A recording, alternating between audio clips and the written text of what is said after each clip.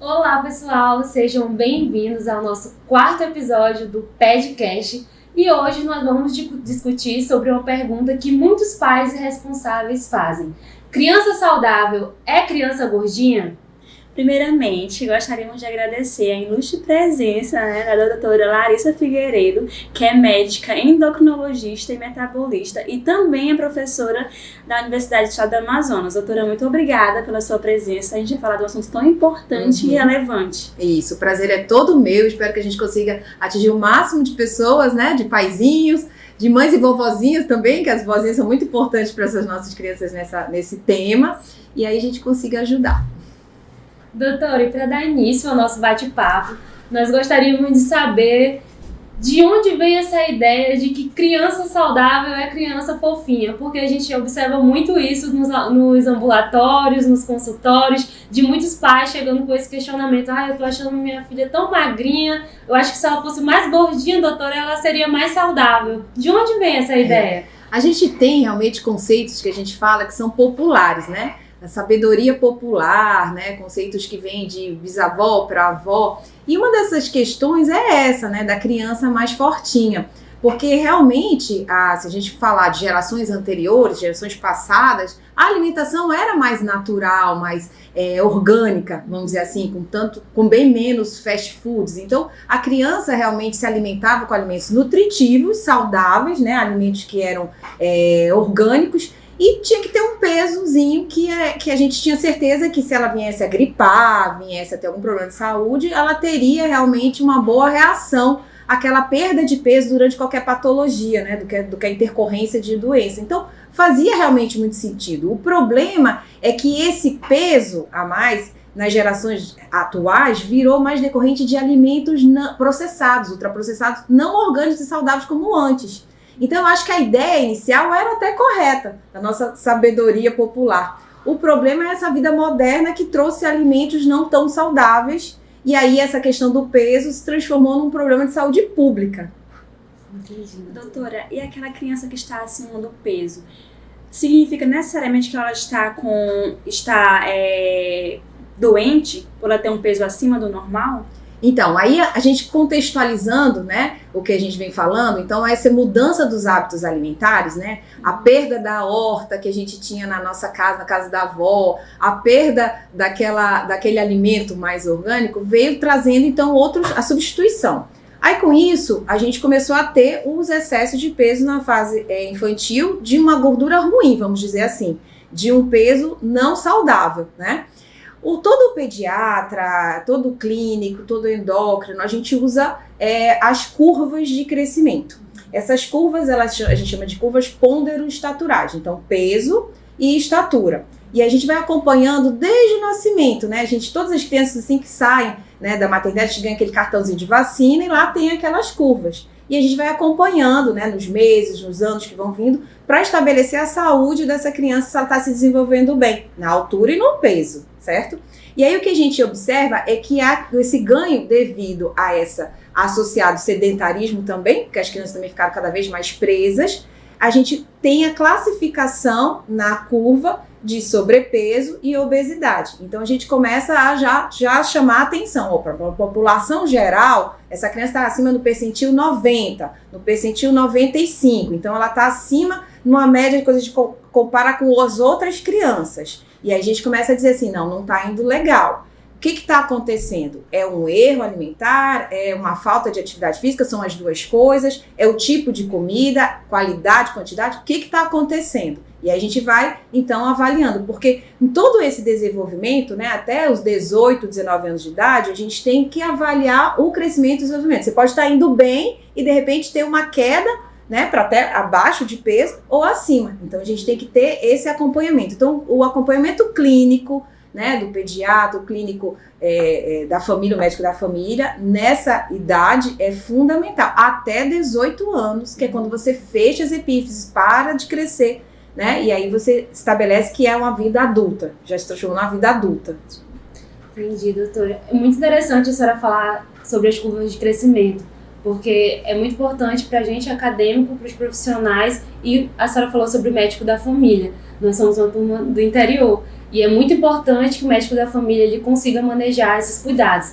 E assim, doutora, quando a criança ela não consegue atingir essas curvas de crescimento e aquele peso adequado, às vezes uma criança magrinha, ela também pode ser saudável mesmo sendo magrinha? Isso é importante, porque do mesmo jeito que a gente tem a questão do acima, tem a questão do abaixo. Então você pode, a gente não deve também, não há uma definição assim, sempre que for magrinho é doente ou sempre que for gordinho é doente? Não, você tem situações, porque a gente tem que também respeitar o nosso biotipo. Nós somos aqui do Amazonas, né, aqui na região norte, nós temos uma altura menor comparada a outras populações. Nós temos um biotipo de distribuição do nosso corpo, da nossa composição, assim, mais brevilíneo, né? Então, logicamente, a gente vai ter também uma colocação no gráfico diferenciada, mas que segue um canal familiar.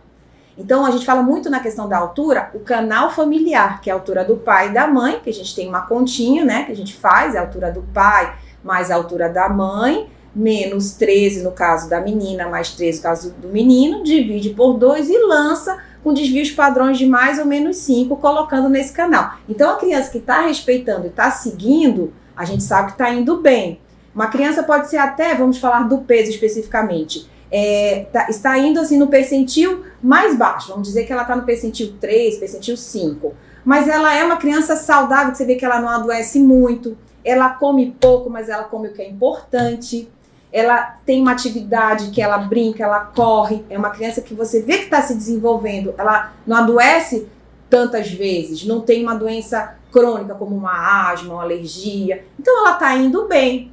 O biotipo dela é ser mais magrinha, ou o contrário, vamos dizer, uma criança que tem até um pesozinho, ela já nasceu com um pezinho maior, e aí ela vai se mantendo naquele peso maior, mas sempre muito saudável, e ela come alimentos saudáveis. A gente vê ali naquele dia a dia, não é seletiva, né? Ela come de tudo um pouco. Também ela não adoece tanto, então ela tá indo bem, certo? Aliás, uma coisa interessante é que esses cuidados, se a gente falar de peso, começam até no pré-natal. A mãe, quando está grávida, ela tem um peso para ganhar, né? De 9 a 12 quilos. Então, eventualmente, começa a ganhar muito peso, você aumenta a chance de um diabetes gestacional. Esse diabetes gestacional já faz acontecer o que a gente chama de um bebê macrossômico, que é um bebê com peso acima de 4 quilos, que já aumenta uma chance de diabetes também para essa criança, né? Então, o peso, ele é um parâmetro fundamental em todos os momentos. E aí a criança nasceu já acima do peso, já com macrossômico, então a gente já sabe que a mãe fez diabetes gestacional, a gente tem que tomar mais cuidado ainda, né? Então, a criança que tem que se alimentar de forma equilibrada com seus carboidratos, proteínas, gorduras, fibras, né? A criança, ela não nasce dizendo que não gosta de brócolis, né? Isso é muito também do que ela vai vendo na TV, dos amiguinhos e da própria família. O hábito da criança, ele é reflexo direto do hábito dos pais. Então você observa, às vezes a gente fica assim, a criança está acima do peso. Aí você olha para o pai e você olha para a mãe. E aí, como é que estão esses pais? Verdade. Então, tem que tratar a família. E aí a história, novamente, do médico da família, que é fundamental. Isso é problema de saúde pública mesmo, porque daí, se for bem executada, vai evitar o diabetes lá na frente, o AVC, o infarto. E, de repente, aquela criança vai ser até a salvação daquela família. Porque a família porque pelo filho a gente faz sacrifícios, né? Todos os pais fazem. Até então, nem se cuidava o pai e a mãe. Mas aí, eventualmente, termina pelo filho começando a prestar mais atenção na alimentação da família como um todo. Eu brinco também a questão das avós, que a avó sempre quer mimar, cuidar, e é isso mesmo, a avó é assim, e tá ok. Verdade. Mas aí tem que tomar cuidado com essa conduta, porque infelizmente as crianças de hoje têm menos atividade física e os alimentos não são como da geração das nossas avós, que eram mais saudáveis. Hoje os alimentos da prateleira, você vê, eles ficam lá, duram 1 ano, 2 anos, 3 anos, não tá na geladeira nem nada. Como que dura tanto? Aquilo é cheio de produtos artificiais para manter, né? Eu lembro que assim, o leite, eu ainda peguei isso. O leite a minha mãe comprava num saco plástico, me lembro disso direitinho, te juro, eu não sou tão velha não, mas tá. É porque teve uma época que eu também morei no interior, né? Essa época era no interior até do Paraná. E aí era um saco plástico que a mamãe comprava aquele leite, estava na geladeira do supermercado e fervia, né, para poder a gente tomar.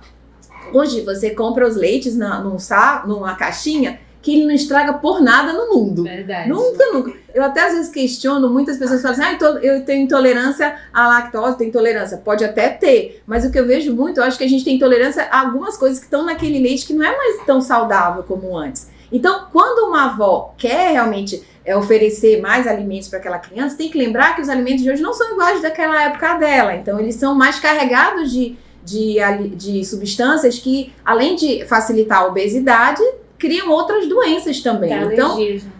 Então, assim, eu acredito que a gente tenha que voltar mesmo para aquela época da gente ter a nossa plantaçãozinha, assim, pelo menos aquelas hortaliças que a gente usasse mais, né? Principalmente quem tiver essa possibilidade, morando numa casa com um jardim maior, com um quintal maior, né? No interior, aqui mesmo em Manaus, né? Doutora, você trouxe um assunto importante, né? Que é a alimentação. O que é importante na alimentação de uma criança? É a qualidade ou a quantidade, doutora? Exato.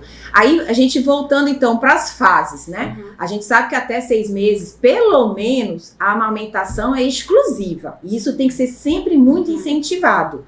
A amamentação exclusiva, ela traz benefícios em toda a saúde. A gente tem estudos mostrando, inclusive, que crianças que não tiveram a opção de amamentação materna, desenvolveram outras doenças ao longo da vida, por exemplo, diabetes, né? Então, até 6 meses não se discute a amamentação exclusiva. A mãe teve algum problema, que isso também às vezes acontece no parto, não conseguiu amamentar, tal, tudo bem, se suplementa. Existem hoje, né, os leites, as fórmulas que a gente fala, que são assim, o mais próximos possível do leite materno, né? Não dá para ser 100%, mas são o mais próximo. Então, também ninguém precisa ficar traumatizado se acontecer assim, né? Porque as mães, a gente sempre tem aquela coisa, tudo é culpa da mãe, né? Eu, como uma boa mãe, eu quero dizer que não é culpa também tudo da gente, né? Então, assim, é importante que a gente tente ao máximo, tem que ter tranquilidade para oferecer essa amamentação, tem que ter um ambiente com paz, sem realmente, assim, aqueles problemas, bombardeios de ai, faz isso, faz aquilo, a mãe começa a ficar nervosa, né? Então, tem que ter tranquilidade. Aí, uma vez conseguindo essa amamentação, esse é o ideal até os 6 meses, ninguém discute. A partir daí, começam as introduções de alguns outros alimentos. E aí, nesse caso, pode se manter a amamentação, mas começa a se introduzir uma fruta, né? A gente faz aquela raspando a maçãzinha, né? Que é um clássico, a pera, né? Aquela bananinha. A gente começa a introduzir devagarinho, né? Pequenas porções. Daqui a pouco vem também a proteína, né? Eu me lembro que a gente fazia muito também mandioquinha para as minhas meninas, né? Então a gente tem todo esse processo que vai. Eu me lembro também que a gente dava, era muito comum a gente dar também o bifinho para a criança ficar chupando a carne, né? Porque o dentinho começa a vir, já é o processo de 1 ano, aí começa a ficar chupando a carninha para ela também ter essa proteína. Sempre com muito cuidado, a criança tem muita tendência de engasgo, é super importante a gente pensar na questão do engasgo, que nessa faixa também tem esse risco, né? Então, a criança tem que estar sentada, com o adulto fiscalizando, não pode deixar ali a comidinha e olhar ali, atender o telefone, de jeito nenhum, porque a criança engasa e a gente tem óbitos de crianças nessa fase por causa de engasgos, né? Então é importante depois a gente falar sobre as manobras, né? De tirar esse engasgo na hora, mas enfim, então sempre monitorizada, nada de comer deitada, tá? Nada de comer deitada, é importante também a questão do arroto, né? Na fase mais de bebezinho, a questão de tentar sempre que a criança arrote antes da gente deitá-la. Mas enfim, aí com 6 meses a gente começa as introduções dos outros alimentos e aí a gente vai oferecendo, como eu falei, nenhuma criança nasce dizendo que não gosta do brócolis. É só uma questão de que os pais não gostam e já vão passando isso. Se todo mundo come junto, já vamos colocar uma criança de 3, 4 anos que está comendo com os pais ali na mesa, todo mundo junto. E aí ele vai ver, a criança ela é muito esponjinha, vai absorvendo toda a informação. Então ela visualiza os pais comendo, naturalmente, sem ninguém fazer careta, né? Ela vai comer. Agora, se o pai eu não gosto de tomate. A mãe, eu não gosto de não sei o quê. Não sei o quê. Isso é um problema, porque a criança, ela vai imitar. Ela começa a imitar, né? No começo são os pais, depois são os amigos. Por que eles chegam assim, eu não vou comer isso? Por quê? Os amiguinhos falaram. Então, se você encarar isso da melhor forma, assim, de uma maneira natural, você tem aquela verdurinha, você tem o arroz, o feijão, é a melhor forma que você vai evitar uma seletividade. Lógico, mesmo assim ainda pode acontecer. E aí você vai negociando com a sua criança, mas de uma maneira educativa, não é assim, aí se você comer isso eu te dou um presente. Isso não é muito interessante. Os psicólogos, né, contraindicam esse tipo de conduta. Meu filho, se você comer isso é importante para você não ficar doentinho, para sua saúde. Olha, a mamãe vai comer e você come só um pedacinho pequeno. Não quero. Então, então hoje eu não vou forçar que você não quer, mas amanhã nós vamos tentar isso novamente, ou então na hora do jantar. Criança, eu aprendi isso com um grande pediatra amigo meu, né? A criança, ela tem tempo, tem paciência, ela não tá nem aí, ela não tem que sair correndo para trabalhar, para pagar conta. Então a criança, ela tem isso. Então realmente quem tá lidando ali tem que ter esse mesmo tempo e essa mesma paciência. Então quando você tá com essa criança, você tem que realmente respirar fundo e ficar ali, filho, mas tem que comer e deixe. Não coloque televisão, porque às vezes a gente, não, vou botar televisão, porque enquanto ele tá vendo televisão, eu vou enfiando na boca. Não é interessante, porque você vai conseguir isso hoje, mas você não vai ficar toda hora fazendo isso. Então ele tem que ter consciência da responsabilidade. E criança é muito inteligente. Esse é até o grande problema, eles são inteligentes mais que a gente. Então eles ficam lidando e testando, eles estão ali testando. Não precisa bater, não precisa gritar, tentar manter a tranquilidade e colocar, não, filho, então se você não quer hoje, você não tá querendo agora, tá bom, mas amanhã você vai comer, é um trato com a mamãe. Ok, então vê o que ele conseguiu comer. Ou então, era engraçado que ela me orientava muito isso. Pega esse pratinho, ok, então vou guardar esse seu prato aqui no forninho, quando for a hora do seu lanche, é esse prato que eu vou tirar para você comer. Não vem com história de dar danoninho, de não sei o que lá, porque é isso que ele tá esperando, que você queira alguma coisa que ele goste mais, porque é mais o quê? Mais docinho, porque o açúcar ele vai convencendo a pessoa, assim, ele vai cativando, porque o açúcar realmente é bom, mas a criança, ela não nasce sabendo o que é açúcar. Então, se você não der, até os 2 anos, o ideal é que não dê açúcar nenhum, nada, porque ela não vai fazer falta. O carboidrato já se transforma em açúcar no nosso organismo, então a gente não precisa adoçar nada. Ah, mas tá azedo esse suco. Não, esse suco, ele é azedo, é um suco de maracujá, o maracujá é mais azedinho. Ok, faz mais diluído, não faz concentrado, mas não bote açúcar. Ele não precisa de açúcar. E aí você vai acostumando aquele paladar, entendeu? Então essa paciência é que seria a grande recomendação. Por isso que realmente criar um filho precisa dessa dedicação. Infelizmente às vezes a gente trabalha, e aí tem que deixar com a babá, e aí tem que deixar com alguém, e tem que sair. E isso é que começa a complicar aquela situação, porque aí a criança começa a mandar. Professora, foi muito legal que a senhora tocou num ponto sobre esse feedback que a gente gosta de fazer algumas manobras para que a criança coma. A criança, ela precisa comer. Por exemplo, a velha técnica do aviãozinho, né? A gente tem a mania, é o aviãozinho. Se você comer esse brócolis, você vai ficar forte igual o Hulk. E isso é muito legal porque às vezes a criança não tá nem com fome. Ela simplesmente vai engolir porque ela tem no imaginário dela que não, eu tenho que fazer isso porque eu vou ficar igual aquele personagem que eu amo. Ou eu tenho que fazer isso porque o aviãozinho vai vir na minha boca. E isso pode causar algumas disfunções. Não é? Tem que trabalhar com muito cuidado, porque isso gera, né? A gente eventualmente até vê criança que assim, que coloca aquela fantasia, né, de personagem e tal, que ok. É legal, tudo com moderação é sempre muito bem-vindo.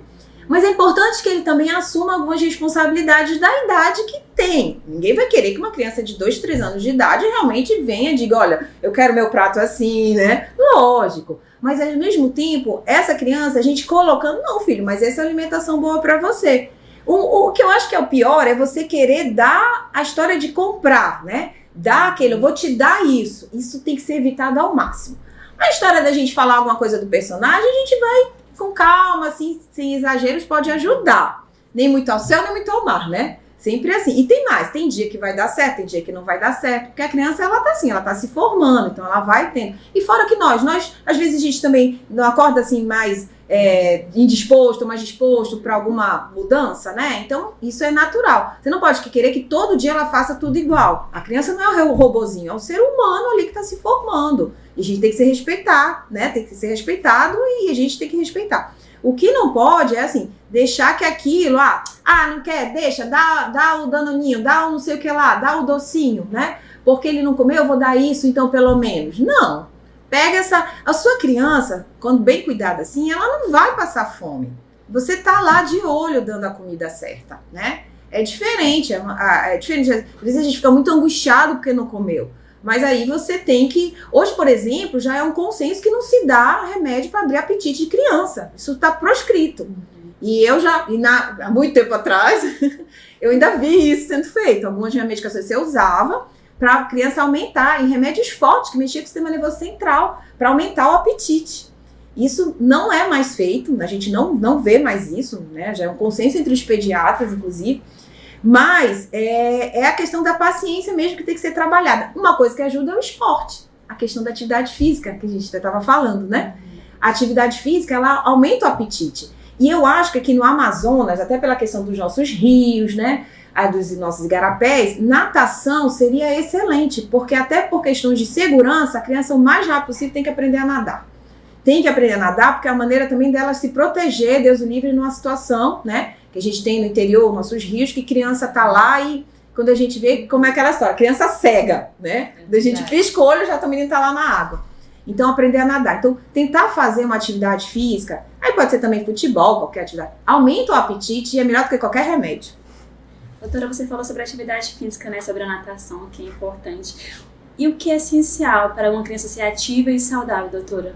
Em relação à atividade física? Em relação à atividade física, a gente tem que procurar sempre o que ela gosta. Muitas vezes a gente impõe a nossa vontade de novo para aquela criança. Não é legal. Então você vai oferecer para ele ver onde ele se identifica. Eu vou ter criança que vai gostar da natação, mas vou ter criança que não gosta. Por exemplo, uma criança que de repente tenha muito problema de rinite e de repente pode piorar, já não é interessante, né? Principalmente se for numa piscina com cloro e tal. Então a gente vai individualizar. Gosta de futebol, né? O pai torce para aquele time, aí a criança vai. Tá aí, futebol excelente, né? E a gente já tem até um momento de integração da família, aproximando mais a família, o pai com aquela história de perfeito. Mas aí ela tem que se alimentar. E aí é uma maneira de dizer, meu filho, olha, você não gosta daquele jogador, então tem que comer direitinho, né? E as meninas do futebol também estão dando show, gente, né? Até me toquei também que assim, muitas vezes a gente pensa futebol menino, balé menina, opa, nada disso. Você tem que ver onde você se identifica, e aí você vai vendo a questão da criança, né? E aí a menina hoje... Futebol da gente, olha aí, então tem que incentivar. Quem sabe a gente não tem aí várias marcas, né? Eu gostava muito de jogar futebol quando era criança. Então, e aí você vai colocando, ela vai chegar com fome, você vai estimular, e é a hora que você coloca para aquela comida que você tem mais dificuldade. Porque, olha, gente, sabe qual é o melhor tempero do mundo? Fome. Com fome, verdade. Você come o arroz, o feijão, o brócolis, o couve, não reclama e ainda quer repetir. Agora, a criança que você já deu um biscoitinho, ai meu Deus, tá demorando, vou dar um biscoitinho, aí deu não sei o quezinho, suquinho, péssimo, né? Aliás, o suco, eu acho que a gente deve dar mais frutas, comer frutas do que beber, né? Porque acaba que é uma confusão esse negócio de açúcar, a gente fala, mas sempre tem alguém que chega lá e coloca o açúcar. Então, vamos comer mais a fruta e beber mais água, que pelo menos a gente fica mais tranquilo, né? Uma coisa também do peso, você tem assim, mas eu não tô conseguindo um pediatra levando. Eu não estou conseguindo um atendimento rápido, mas nós pais, nós vemos nossos filhos com os irmãozinhos, com os primos, com os amiguinhos, então a gente identifica, olha, tá diferente, ele tá um pouquinho mais acima do peso, ele tá um pouquinho mais baixinho, né, tá mais abaixo do que os coleguinhas, é um sinal de alerta, então vamos correr, não tá perdendo o número do sapato, né, não tá perdendo as roupinhas, tá com uma idade, tá usando roupinha ainda daquele tamanho. Isso é um sinal de alerta. Os pais têm que ficar sempre de olho. O que geralmente fica, isso é uma coisa que a gente observa bastante, ele já vem com essa demanda. Doutora, você falou que a alimentação é importante, também a atividade física é importante para aquela criança, adaptando, né, ali o estilo dela, da preferência dela. Aquela criança que está com sobrepeso e está com obesidade, quais são os riscos que ela pode ocasionar na criança, que pode causar na criança? A obesidade infantil, ela leva a uma puberdade precoce, né? Ela pode, então, a menina menstruar cedo por causa desse peso, o que já mexe com todo o emocional, com toda a dinâmica do desenvolvimento. A obesidade, ela pode já levar também aos estigmas que existem, né? Que mesmo que a gente tente evitar, mas a gente sabe que eles terminam sofrendo mais o bullying, né? Porque está acima do peso, isso já vai deixando ele mais introspectivo, mais tristinho, e isso pode levar até uma depressão. Existe depressão na infância, né? E fora a questão das articulações, né? Inclusive, a atividade física ideal para criança é a atividade aeróbica, são os esportes. Porque no esporte, inclusive, você aprende também a questão da educação, de aprender a competir, ganhar e perder. Então, ela tem a questão também lúdica de educativa. Mas musculação, por exemplo, nem pensar, né? Ela está se desenvolvendo. Mas a gente tem as crianças que são de esporte mesmo, profissionais, né? Terminam fazendo um fortalecimento muscular? Faz um fortalecimento muscular. Não é aquela musculação que a gente faz quando a gente quer ganhar músculo no sentido de, assim, mais exagerado, porque vai prejudicar. Você vai fortalecer a musculatura daquela criança que é profissional, né? Isso é outra situação. E aí existe todo um educador físico especializado, nutricionista especializado, é outra situação. As nossas crianças do dia a dia são crianças que têm que fazer um esporte, que é o que eu indicaria mais, tá? Academia pode ir para academia? Fazer atividade aeróbica? Pode, mas não é o ideal. Ela vai achar monótona, ela vai se cansar. Quando já está adolescente, jovenzinho, até pode gostar. Mas a criança, ela gosta de coisas mais assim, que estimulem o raciocínio, que mude, né, a atividade, não aquela coisa mais monótona. E aí a gente tem também aqueles que vai mudando de cada função, né, que é o tipo de esporte. Não é um esporte, agora eu me esqueci, mas é que aí tem várias, tem a natação, tem a caminhada, o triatlo, que tipo tem vários assim, tipos de esporte no... Tipo assim, exatamente, mas com coisa de uma maneira mais curta, né? E aí a criança faz ali, tá pulando corda, aqui vem... isso que eu queria falar. E aí, isso é muito legal, né?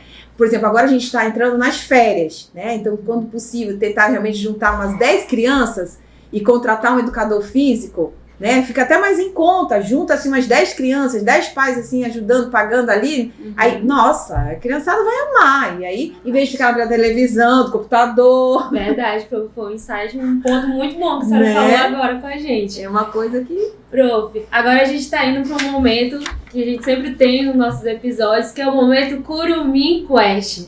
Nós sempre trazemos uma pergunta da comunidade lá, eles mandam no nosso Instagram e a gente traz essa dúvida aqui para a senhora nos responder. E a dúvida desse episódio é: como os pais eles podem incentivar as crianças e os adolescentes a praticar atividade física, serem ativos, sem criar pressão ou ansiedade? Excelente pergunta. E a resposta é muito simples: fazendo. Gente, a criança e até o jovem, apesar de às vezes o adolescente ser mais rebelde, mas quem é o maior ídolo? Quem são os seus ídolos? Meus pais. Não tem jeito. São os meus, são os seus, os pais. Então o que a gente faz gera um sentimento que eles queiram fazer também. Coisas boas e coisas ruins, por isso tem que tomar muito cuidado, né? Então, eu não digo que assim, nem sempre vai ser possível os pais estarem lá fazendo o esporte junto com a criança, né? Até porque a gente tem que trabalhar, né? Porém, sábado e domingo, final de semana, meu filho está jogando futebol, fazendo uma escolinha, ou de natação, ou de qualquer atividade. Sábado e domingo, filho, vamos ver o que você já aprendeu durante esses dias? Vamos jogar um futebol nós dois, a filha, vamos nadar um pouquinho, vamos andar de bicicleta. Andar de bicicleta, hoje quem que anda de bicicleta, né? A gente tá perdendo isso.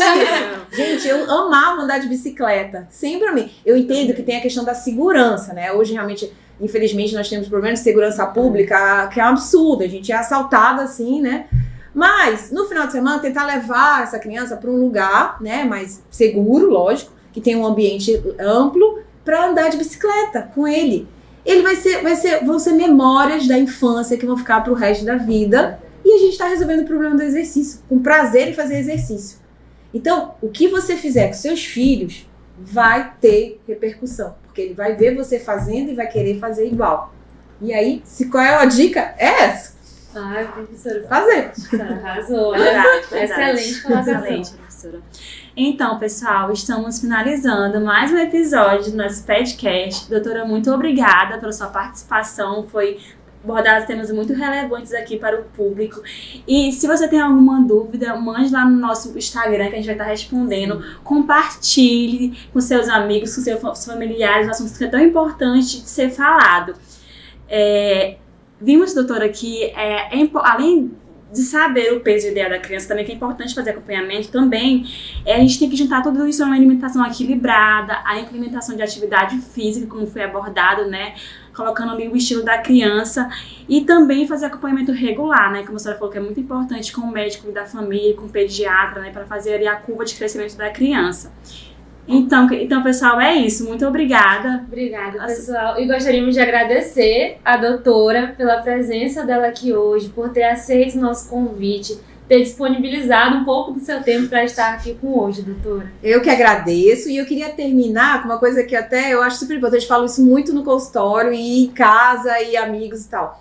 A gente nem sempre pode ir na Nutri e tal, né, que seria assim muito legal, né, porque é o conhecimento delas para nossos filhos e tal, e às vezes o acompanhamento do pediatra começa a ficar um pouco mais difícil, principalmente a gente pensando assim em quem tá longe, no interior e tal.